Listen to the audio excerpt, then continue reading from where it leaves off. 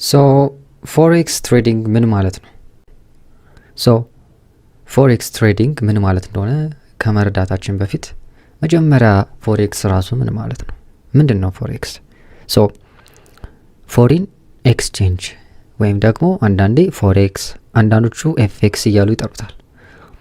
ከስሙ እንደምንረዳው ፎሪን ኤክስቼንጅ ወይም ደግሞ ግሎባል ማርኬት ፕሌስ ሆኖ በውስጡ ኤክስቼንጅ የምናደርገው የናሽናል ከረንሲዎችን ነው። እንደ ማንኛውም ግብይት ቁጠሩት። ለምሳሌ አንድ ሰው ገበያ ሄዶ የሆነ እቃ ይገዛል። መጀመሪያ ያንን ለማድረግ ገዢውና ሻጩ መስማማት አለባቸው አይደለ? የሆነ ፕራይስ ላይ መስማማት አለባቸው። የዛ እቃ ከረንት ቫሊዩ አለው። እቃ ሁልጊዜ ተመሳሳይ አይደለም። የሆነ ጊዜ ይጨምራል፣ የሆነ ጊዜ ይረክሳል።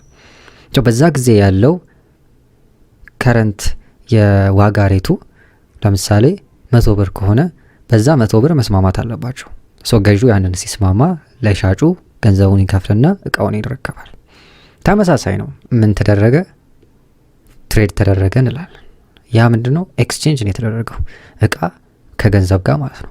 በፎሪን ኤክስቼንጅ በፎሬክስ ማርኬት ውስጥ ደግሞ ኤክስቼንጅ የሚሆነው ከረንሲዎች ናቸው፣ ገንዘብና ገንዘብ። የሆነ ሀገር ገንዘብን በሌላ ሀገር ገንዘብ ኤክስቼንጅ እናደርጋለን ማለት ነው። ይህንን የምናደርገው ልክ በተመሳሳይ ሁኔታ በዛ ዋጋ ስንስማማ ነው። በቀላሉ ለመግለጽ አንድ ሰው የአንድን ሀገር ከረንሲ ሲገዛ በዛ ታይም የሚሸጠው የዛ ሀገር ከረንሲ ሬት አለው። ያ ሬት ምን ይባላል? ኤክስቼንጅ ሬት ነው። በዛ ኤክስቼንጅ ሬት መስማማት አለበት ማለት ነው። ይህን ያህል ስለ ፎሬክስ ካወራን በዚህ ፎሬክስ ውስጥ ተዋናያን አሉ። እነኚህ 3 የምታያቸው ኢንዲቪዥዋሎች፣ ባንኮች እና ኢንስቲትዩሽኖች ናቸው። ኢንዲቪዥዋልስ የሚባሉት እኛ ስንሆን ትናንሽ ቮሊዩሞችን ወይም ደግሞ ትናንሽ አማውንት ኦፍ ከረንሲን ኤክስቼንጅ የምናደርግ ስንሆን ትላልቅ የሆኑ በትሪሊየን የሚቆጠሩ አማውንት ኦፍ ወይም ቮሊዩሞችን ደግሞ ትሬድ የሚያደርጉት ባንኮችና ኢንስቲትዩሽኖች ናቸው። ልክ እንደ ቅድም እንዳስረዳኋችሁ ልክ እንደ የትኛውም ገበያ ሁለት አካላት ከተግባቡ ትሬድ መፈጸም ይችላሉ ማለት ነው። ፎሬክስ ትርጓሜው ይሄ ሲሆን በፎሬክስ ማርኬት ደግሞ ትሬድ የሚደረገው አካል ደግሞ ገንዘብ ነው። በግልጽ እንደተናገርኩት ገንዘብ በፎሬክስ ማርኬት ውስጥ ትሬድ ይደረጋል። እንዳልኳችሁ በገበያ ውስጥ ምንም ነገር ትሬድ ልታደርጉ ትችላላችሁ። ገንዘብ ካላችሁ ምንም ነገር እንደዚህ ስቶኮችን ወይ እቃዎችን መግዛት ትችላላችሁ።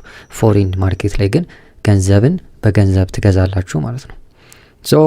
ገንዘብን በገንዘብ ስትገዙ የምትገዙት ገንዘብና እናንተ እጅ ላይ ያለው ገንዘብ ቫሊዩ ይለያያል። ለምሳሌ የኢትዮጵያ 1 ብርና 1 የአሜሪካ ዶላር ተመሳሳይ ቫሊዩ የላቸውም። ምክንያቱም የአንድ ሀገር ገንዘብ ወይም ከረንሲ ቫሊዩ የሚለካው በዛ ሀገር ኢኮኖሚ ነው። ስለዚህ እንደየሀገሪቱ ኢኮኖሚ የአንድ ሀገር ገንዘብ ወይም ከረንሲው ከፍ ዝቅ ይላል ማለት ነው። ስለዚህ የአንድ የአሜሪካ ዶላር ምናልባት አሁን በዚህ ታይም 56 የኢትዮጵያ ብር ከሆነ አንድን የአሜሪካ ዶላር ለመግዛት 56 የኢትዮጵያ ብር ያስፈልጋቸዋል ማለት ነው በቀላሉ። ባንኮች፣ ኢንስቲትዩሽኖች ወይም ደግሞ ኢንዲቪዥዋሎች ይህንን ነው ትሬድ ሲያደርጉ ዶላር ከፈለጉ 56 የኢትዮጵያ ብር ለአንዲት ዶላር ኢንቨስት ያደርጋሉ ማለት ነው፣ ወይም ደግሞ ኤክስቼንጅ ያደርጋሉ። ይህ ነው ትሬዲንግ ማለት ነው። ፎሬክስ ይሄንን ይመስላል በዴፊኒሽን ደረጃ። ምናልባት ወደ ሌላ ሀገር ከሄዳችሁ አንድ ሰው ወደ ሌላ ሀገር ወይም ወደ ሌላ ሀገር በመሄድበት ታይም እንደዚህ አይነት ኦፊሶች ልታዩ ትችላላችሁ። ወደ ሌላ ሀገር በምትሄዱበት ታይም ከረንሲ ኤክስቼንጅ ኦፊሶች ሲሆኑ የእናንተን እጃችሁ ላይ ያለውን ከረንሲ ወደ ሄዳችሁበት ሀገር ከረንሲ ይቀይሩላችኋል። ምክንያቱም የትም ሀገር ስትሄዱ ይዛችሁት የመጣችሁት ብር ምናልባት እዛ ሀገር ቫሪውለስ ሊሆን ይችላል። ስለዚህ በዛ ሀገር ከረንሲ መጠቀም ይኖርባችኋል ማለት ነው፣ እቃ ለመግዛት፣ ለመንቀሳቀስ። ስለዚህ የግድ ገንዘባችሁን መቀየር አለባችሁ ማለት ነው። ገንዘባችሁን በምትቀይሩበት ሰዓት ፎሬክስ ትሬድ እያደረጋችሁ ነው ማለት ነው። በቀላል ምሳሌ ለመስጠት አንድ አሜሪካ የሚኖር ሰው ወደ ኢሮፕ ለትምህርት ወይ ለስራ ወይ ለቫኬሽን ሄደ እንበል። በዛ ታይም ምንድነው የሚያደርገው? የሱን ሀገር ዶላር ወይም የአሜሪካን ዶላር ወደ ዩሮ መቀየር አለበት ማለት ነው። መጀመሪያ ማወቅ ያለበት ነገር ምንድነው? 1 ዩሮ ስንት የአሜሪካ ዶላር እንደሆነ ነው። እንዳልኳችሁ የአንድ የገንዘብ ዋጋ የአንድ የገንዘብ ቫልዩ በየቀኑ ይለዋወጣል። ለምሳሌ አንድን እቃ የሆነ ቦታ ሄዳችሁ ስትገዙ ከዛሬ ዓመት በፊት የነበረውን ዋጋ አታገኙም። ያ ማለት ምንድነው? ፍላክቹዌት ያደርጋል ማለት ነው። ከረንሲም እንደዚሁ ነው፣ ፍላክቹዌት ያደርጋል። ያ ማለት ቫሪ ስለሚያደርግ ስታቲክ የሆነ ዋጋ የለውም ማለት ነው። ስለዚህ ኤክስቼንጅ ሬት የሚል ኮንሰፕት ላይ እንመጣለን። መሀል ላይ የምታዩት ኤክስቼንጅ ሬትን ነው የሚያሳየን። ከረንት ኤክስቼንጅ ሬቱን ታውቃላችሁ ማለት ነው።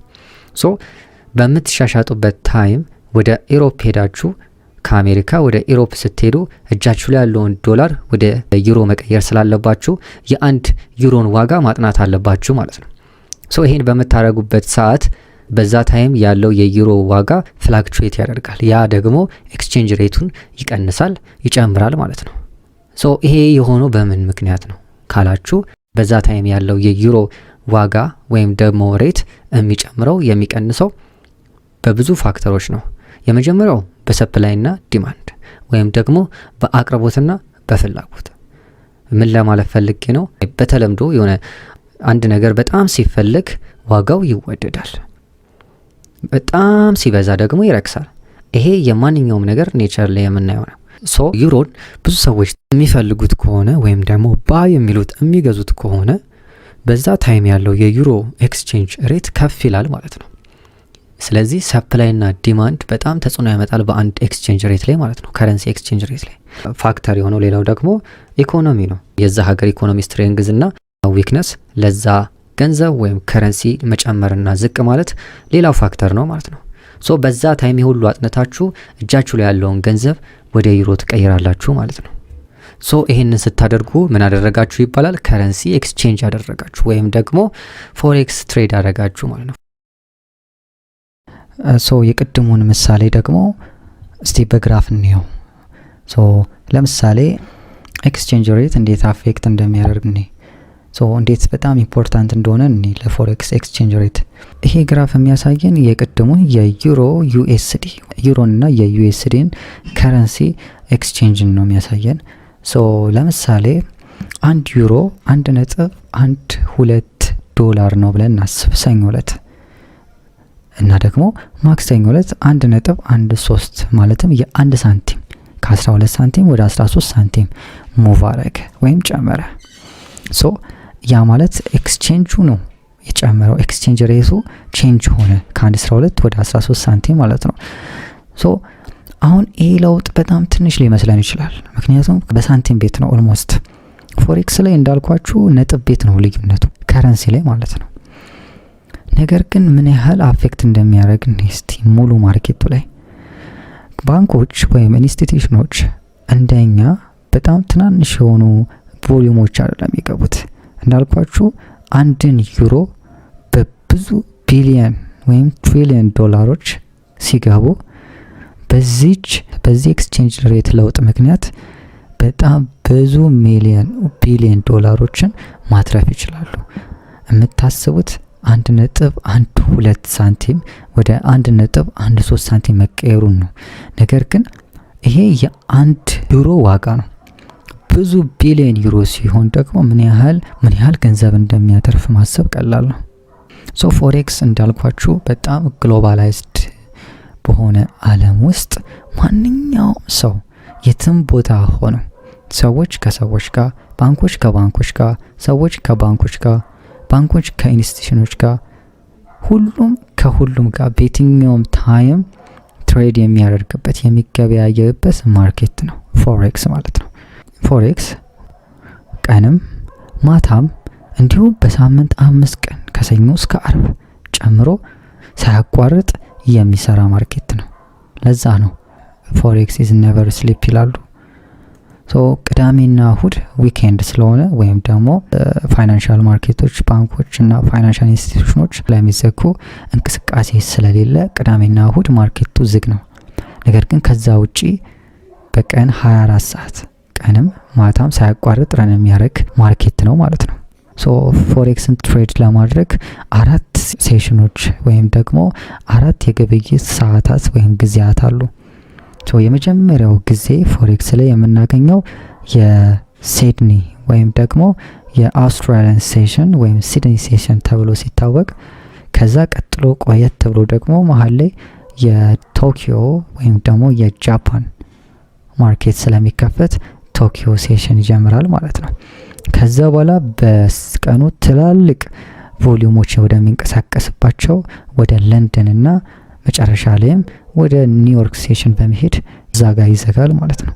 ሶ እንደምታዩት ልክ እንደ ፀሐይ ከምስራቅ ወደ ምዕራብ ነው የሚጀምረው። ምክንያቱም ቀን ብሎ ወደ ማታ ስለሚሄድ ማለት ነው። ብዙ ጊዜ ቀን ላይ ስለሆነ ማርኬት የሚኖረው ወይም ደግሞ ግብይት የሚኖረው ቀን ላይ ነው። ሁልጊዜ ባንኮች የሚከፈቱት ጠዋት ነው። ከዛ ቀኑ ሙሉ ይሰራል፣ ወደ ማታ ይዘጋሉ ምናምን። ነገር ግን የምድር አቀማመጥ እንደምታዩት ክብ ስለሆነ አንዱ ጋር ቀን ነው፣ አንዱ ጋር ማታ ነው። ሶ እነዚህ 4 ሴሽኖች ውስጥ ትሬድ ማድረግ እንችላለን ማለት ነው። ሶ ፎሬክስ አቬሬጅ ዴይሊ ትሬዲንግ ቮሊዩሙን ስታዩት የፎሬክስ በጣም ትልቁና በጣም ሂውጅ የሆነ የትሬዲንግ ቮሊዩምን የያዘው ነው፣ ከአጠቃላይ ከዓለም የትሬዲንግ ቮሊዩም ማለት ነው። ሶ ይህ ዴይሊ ትሬዲንግ ቮሊዩም በቀን ውስጥ የሚደረግ የግብይት መጠን ነው። ሶ ከዛ ውስጥ ፎሬክስ ካያችሁት ወደ 6.6 ትሪሊዮን ዶላር ቮሊዩም ሲኖረው፣ የተቀሩት ደግሞ እነ ዩኤስ ማርኬት ስቶክ ማርኬቶች አሉ፣ የቶኪዮ ስቶክ ማርኬት፣ የለንደን ስቶክ ማርኬቶችን ጨምሮ ተጨማምረው አንድ ላይ ሆኖ በሚገርም ሁኔታ የፎሬክስን ግማሽ እንኳን አያክሉም። ሶ ፎሬክስ በጣም ትልቁ ቮሊዩም ወይም ደግሞ ትሬዲንግ ቮሊዩም ያለበት የትሬዲንግ ማርኬት ነው ማለት ነው። ስለዚህ ኦልሞስት ወደ 7 ትሪሊዮን ዶላር የደረሰና በጣም ሃይ ሊኪድ የሆነ ማርኬት ነው። የሚገርማችሁ ፎሬክስ ላይ ያሉት ፔሮች ወይም ደግሞ ኤክስቼንጅ የምናደርጋቸው ፔሮች በጣም ትንሽዬ ለውጥ ቢያሳዩ እንኳን አግሬሲቭ ነው። በጣም ሊኪድ ስለሆነ ይቀያየራል ማለት ነው። በጣም ትንሽዬ ለውጥ እንኳን ቢያሳዩ በጣም ትልቅ ቮሊዩም ነው የሚጨምሩት። ያ ማለት በጣም ሃይ ሊኪድ ነው ማለት ነው ፎሬክስ። ሶ እስካሁን ስለ ፎሬክስ አወራን፣ ስለ ፎሬክስ ማርኬትም አወራን። ፎሬክስ ትሬዲንግ ታዲያ ምን ማለት ነው? ምንድን ነው ትሬድ የምናደርገው? ብር እንዴት ነው ትሬድ የምናደርገው? የት ነው ትሬድ የምናደርገው? እነማን ናቸው ትሬድ የሚያደርጉት? ሶ ትሬድ ስናደርግ ደግሞ እንዴት ነው ትሬድ የምናደርገው? ፎሬክስ ትሬዲንግ እንዴት ነው ካልን ግን ፎሬክስ ትሬዲንግ በአጠቃላይ የገንዘብ ግዢ ሲሆን የዛ ከረንሲ ኤክስቼንጅ ሬት አለ አይደለ? የዛ ለውጥ መች እንደሚመጣ ወይም መች እንደሚከሰት ዲተርማይን አድርገን ወይ አንቲሲፔት አድርገን መልሰን ስንሸጠው ትሬዲንግ አደረግን የምንለው። ሶ ፎሬክስ ትሬድ ማለት በአጭሩ ይሄ ነው። ገንዘብ መች ዝቅ እንደሚል ወይ ከፍ እንደሚል ዲተርማይን አድርገን ወይም ደግሞ መላመት አስቀምጠን በዛ መላመታችን ገንዘብ ገዝተን ከዛ መልሰን ስንሸጥ ከቆይታ በኋላ ያ ፎሬክስ ትሬዲንግ ይባላል። ሶ በዚህ ግራፍ ውስጥ በቀላሉ ፎሬክስ ትሬዲንግ ለመግለጽ ፎሬክስ ትሬዲንግን በሁለት ቃል ለመግለጽ ፎሬክስ ትሬዲንግ ማለት ሲምፕሊ ባይ ሎ ሴል ሃይ ማለት ነው። ሶ ዝቅ ሲል እንገዛለን፣ የአንድ ከረንሲ ዋጋ ዝቅ ሲል እንገዛና ከፍ ሲል እንሸጣለን። አለቀ። ይሄ ሂውማን ቴንደንሲ ነው ባጭሩ፣ ወይም ደግሞ የዓለም ኔቸር ነው። እዚያ ዓለም ላይ አንድ ነገር ዝቅ ሲል እንገዛለን፣ ከፍ ሲል እንሸጣለን፣ ሲረክስ እንገዛለን፣ ሲወደድ እንሸጣለን። በዚህ መካከል ያለው ጋፕ ምንድነው? የኛ ፕሮፊት ነው። በዚህ በዝቅተኛውና በከፍተኛው መካከል ያለው ጋፕ የኛ ፕሮፊት ነው ማለት ነው። ሶ የመጀመሪያው ጥያቄ ይኖራችኋል ብዬ ማሰብ how do you determine እንዴት ነው ዲተርማይን የምናደርገው ኤክስቼንጅ ሬቱ መቀየሩ ነው ወይም ደግሞ የሆነ ከረንሲ ሊጨምር ነው ወይ ሊወድቅ ነው ከፍ ሊል ነው የሚለውን እንዴት ነው የምናውቀው? ይሄ ነው የመጀመሪያው ጥያቄ። ይሄን ለመመለስ የናንተ ስትራቴጂያችሁ ወይም ደግሞ የናንተ ኤጅ ነው የሚነግራችሁ። ከረንሲው ዝቅ ይላል ከፍ ይላል፣ ሊጨምር ነው ሊወድቅ ነው የሚለውን አንቲሲፔት እንድታረጉ የሚረዷችሁ ስትራቴጂያችሁ ነው። ሶ ስትራቴጂያችሁና ኤጃችሁ ልዩነቱ ምንድን ነው ካላችሁ ደግሞ ሶ ስትራቴጂ ቴክኒካችሁ ነው ወይም ደግሞ ትሬድ የምታረጉበት ዘዴያችሁ ሲሆን ያንን ማስተር ስታደርጉ ወይም ደግሞ የተለየ ክህሎት ስትጨምሩበት ነው ትሬዲንግ ኤጅ የሚኖራችሁ ማለት ነው። ሶ ትሬዲንግ ኤጅ በቀላል ስንገልጸው ምን ማለት ነው? ጀስት ስትራቴጂ ወይም ደግሞ የአንድ እይታ ወይም ደግሞ የተለየ አቀራረብ ነው። ለዛ ትሬድ ወይም ለዛ ማርኬት ያላችሁ የተለየ አቀራረብ ሲሆን ከዛ ማርኬት ከሌላው ሰው በተለየ መንገድ አድቫንቴጅ እንድትይዙ የሚያደርጋችሁ እውቀት ማለት ነው። ይሄ በቀላሉ የሚመጣ አይደለም። ብዙ ሰዎች ካያችኋቸው የሆነ ሌቭል ሲያልፉ ኤክስፒሪየንስ ከሆኑ በኋላ በድሮ የሚመሩበት ሩል አለ አይደለ? ድሮ ይዘውት የሚሄዱት ስትራቴጂ ሊሆን ይችላል። እሱን ካለፉ በኋላ የራሳቸውን ነገር ሲፈጥሩ ታያላችሁ። በተለየ መንገድ ሲገባቸው ማርኬቱ ከዛ በኋላ ኮንሲስተንትሊ ሲያተርፉ ወይም ደግሞ ዊን በእነሱ ፌቨር ሲሆን ታያላችሁ። ያ ማለት ትሬዲንግ ኤጅ አላቸው ማለት ነው። ማርኬቱን በተለየ መንገድ ቀርበውታል ማለት ነው። ሶስት ይህን እንዴት ነው የምንረዳው? ትሬዲንግ ኤጅ በሶስት ይከፈላል። ኢንፎርሜሽን ኤጅ፣ ቻርት ኤጅ እና ሜንታል ኤጅ ወይም ደግሞ ሳይኮሎጂካል ኤጅ በመባል ይከፈላል።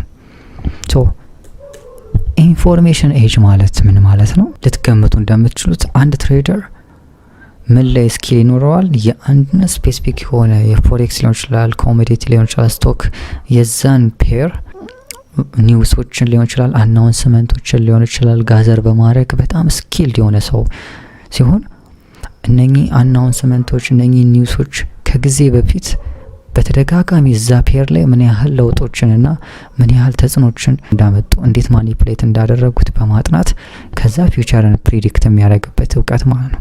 ሶ ኢንፎርሜሽን ላይ እውቀት ያላችሁ ሰዎች በጣም በሚገርም ሁኔታ ማርኬቱ ላይ እንዴት እነኚህ ፈንዳሜንታል አናላይሲስ ብለን የምንጠራቸው ነገሮች አፌክት እንደሚያደርጉት ማርኬቱን በጣም የገባቸው ሰዎች ስለሆኑ ወዲያውኑ ከሰዎች በተለየ አፕሮች አድርገው ማርኬቱ ላይ ፕሮፊት ሲያመጡ እናያቸዋለን ማለት ነው።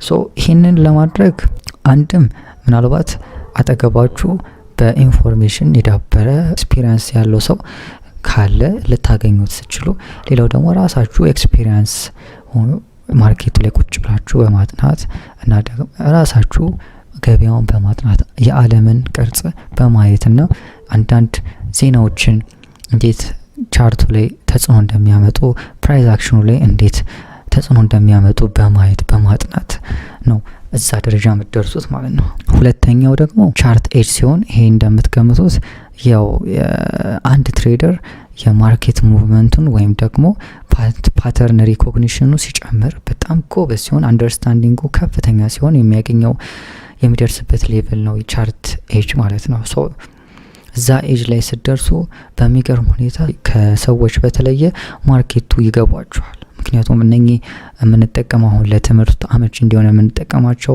ቃላቶች አሉ፣ የቴክኒካል አናሊሲስ ተርሞች። እነኚህ ሁላ አያስፈልጓችሁም። በራሳችሁ ስም እያወጣችሁ በራሳችሁ ማርኬቱ የሚያወራበትን ንግግር ቋንቋ በመልመድ ይሄኛውን ፓተርን ስታዩ ምን ሊፈጠር እንደሚችል ከበፊት ኤክስፒሪየንሳችሁ ተነስታችሁ ዲተርማይን የምታረጉበት ስኪል ማለት ነው ይሄ ቻርት ኤጅ ማለት ነው። ምክንያቱም ፓተርኖች ወይም ደግሞ ቻርቱ ላይ የምታያቸው እንቅስቃሴዎች ራሳቸውን ነው የሚደግሙት፣ ሪፒት ነው የሚያደርጉት ራሳቸውን። ስለዚህ ያንን ሪፒቴሽን በማጥናት ነው ቻርት ኤጃችሁን የምትጨምሩት ማለት ነው። ይህን ለማድረግ እንግዲህ ኤክስፒሪየንስ ዋናው ቁልፉ ነገር ነው ማለት ነው። ምክንያቱም ቻርት ላይ ደግሞ ቁጭ ባላችሁ ታይም ነው ቻርቱ የሚገባችሁ።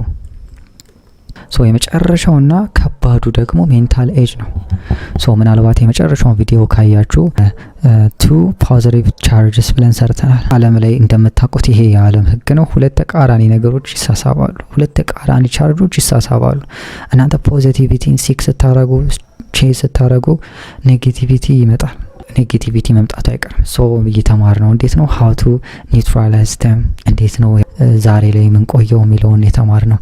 ከዚህ በኋላ ብዙ የሳይኮሎጂካል እና የሜንታል የሆኑ በተለይ ደግሞ ሂማን ቢሄቪየሪካል ቴንደንሲዎችን ዲፎልት የሆኑ እኛ ልንቀይራቸው ማንችላቸውን ነገሮች መማር አለብን። ስንማር ነው ስህተታችንን የምናውቀው። ሶ እዛ ላይ ያተኮሩ ብዙ ኮርሶች ይኖሩናል። ሶ እዚህ ላይ ጎበዝ የሆኑ ሰዎች፣ እዚህ ላይ ስኪልድ የሆኑ ሰዎች ኢሞሽናቸውን ትራንስሴንድ ያደረጉ ናቸው። በቃ በእርግጥም ኢሞሽን ለስ እስኪመስሉት ድረስ ትሬዲንጉን አፕሮች ያደርጉታል ማለት ነው። በዛ ምክንያት ትሬዲንጉ ላይ ከሌሎች ሰዎች በተለየ ፕሮፊት ሲያደርጉ እናያለን። እና ሜንታል ኤጅ አንዱና ዋነኛው ነው ማለት ነው። እንግዲህ ይህን እስካሁን ካየናቸው ውስጥ እነኚህን ሶስቱን የትሬዲንግ ኤጆችን ዴቨሎፕ ለማድረግ የሚጠቅሙ 4 ነገሮች አሉ ወይም ስኪሎች አሉ። ምክንያቱም እነኚህ ስኪሎች ስናዳብር ቅድም ያየናቸውን ሶስቱን የትሬዲንግ ኤጆችን ማግኘት እንችላለን ማለት ነው። ሶ የመጀመሪያው ቤዚክ አንደርስታንዲንግ ኦፍ ሂውማን ቢሄቪራል ቴንደንሲስ ነው። ቅድም እንዳልኩት የሰው ልጅን ቤዚክ ቢሄቪየር ወይም ደግሞ ባህሪ ጸባይ ማወቅ አለብን። እንዴት ነው እዚህ ሰው ልጅ ወደ ምንድን ነው የሚያዘነብለው? ምንድን ነው ሲጀመር? ለምሳሌ የባለፈው የመጨረሻው ቪዲዮ ላይ እንዳወራ ነው ፊሊንጎች፣ ኢሞሽኖች ባይ ዲፎልት የሰው ልጅ ባህሪ ናቸው። ባይ ዲፎልት መጥፎ አይደሉም። የሰው ልጅ ባህሪ ናቸው። ዲፎልት ነው የሰው ልጅ ቤዚክ ቢሄቪየሩ ነው። ሶ ያንን ነገር ማጥፋት አንችልም፣ ነገር ግን ልንጠቀምበት እንችላለን ለራሳችን። ያንን ነገር ትሬዲንግ ላይ ያ ነገር ኒውትራላይዝድ ካልሆነ አይቀጥልም። ትሬዲንግ ላይ በኢሞሽን የሚቀጥል ቢዝነስ አይደለም ትሬዲንግ፣ ወይም ደግሞ ስራ አይደለም። ያ ደግሞ ተፈጥሮ ነው። ሶ እንዴት ነው ያንን የምናጣጥመው የሚለውን ለማወቅ ደግሞ መጀመሪያ የሰው ልጅን መሰረታዊ የሰው ልጅ ባህሪያትን ማወቅ አለብን። ሶ እዚህ ይሄንን በተመለከተ ብዙ አፕካሚንግ ቪዲዮዎች ይኖራቸዋል። ሶ ሁለተኛው ደግሞ ቤዚክ የሆነ የማቴማቲካል ፕሮባቢሊቲስ ነው። ሶ ምናልባት ይሄን ስትሰሙ የሆነ ሮኬት ሳይንስ የሆነ ነገር ልጠብቁ ትችላላችሁ፣ ግን አይደለም። ጀስት ምን ለመግለጽ ነው የሆነ ውስብስብ የሆነ ማትስ ሳይሆን እንግዲህ ፎሬክስ ፕሮባቢሊቲ ነው ብለናል። አንሰርቴን ነው። ሰርቴን የሆነ በእርግጠኛ እንትን ምንልበት አይደለም። እርግጠኝነት አይሰራም። ክሪቲካል ማይንዳችንን ተጠቅመን በቃ እንዲህ በእርግጠኝነት እንዲህ ይሆናል እንደ ነገር ፎርሙላ አውጥተን በዚህ እንትን ይላል ምናምን ብለን አናስብም። ነገር ግን የፕሮባቢሊቲ ጌም እስከሆነ ድረስ ፕሮባቢሊቲክ የሆኑ ሜቶዶችን ተጠቅመን አፕሮች የምናደርግበት ያንን ማርኬት የምንቀርብበትን ሁኔታ መፍጠር እንችላለን ማለት ነው። ለዛ በጣም የሚጠቅመን ነገር ስለሆነ ነው እዚህ ጋር ያቀረብኩት። ሰው ማቴማቲካል ፕሮባቢሊቲዎችን ቤዚክ የሆኑትን ማወቅ ያስፈልጋል፣ የምናየውም ይሆናል። ሶስተኛው ደግሞ አንደርስታንዲንግ ኦፍ ዘ ቤዚክ ፓተርን ሪኮግኒሽን ነው። ሶ ቅድም ሁለተኛው እንዳለው ቻርት ላይ መቆየት ያስፈልጋል። ቤዚክ የሆነ ፓተርኖችን ማወቅ፣ እነኛም ፓተርኖች ነው የሚደጋገመው ማርኬቱ። ሶ ያንን ማወቅ አለብን ማለት ነው። ሶ አራተኛውና የመጨረሻው በእርግጥም ዋነኛው ደግሞ አንደርስታንዲንግ ሃው ቱ ትራንሴንድ ዩር ኢሞሽናል ሪያክሽንስ ነው። ይህንን ማለፍ ከባድ ነው፣ ግን ኢሞሽናል ሪያክሽናችንን ያንን ተቆጣጥረን ማለፍ መቻል ከባድ ነገር ቢሆንም ዋንስ እነኝን 4 ስኪሎች ካወቅን የራሳችን ትሬዲንግ ኤጅ ይኖረናል። ስትራቴጂያችንን ወደ ኤጅ እንቀይረዋለን። ከዛ በኋላ ዊን ከኛ ፌቨር እንዲሆን የምናደርግበትን ሜትድ ይሰጠናል ማለት ነው። ሶ በእርግጥም ትሬዲንግ ኤጅ ሊኖረን ይገባል ማለት ነው።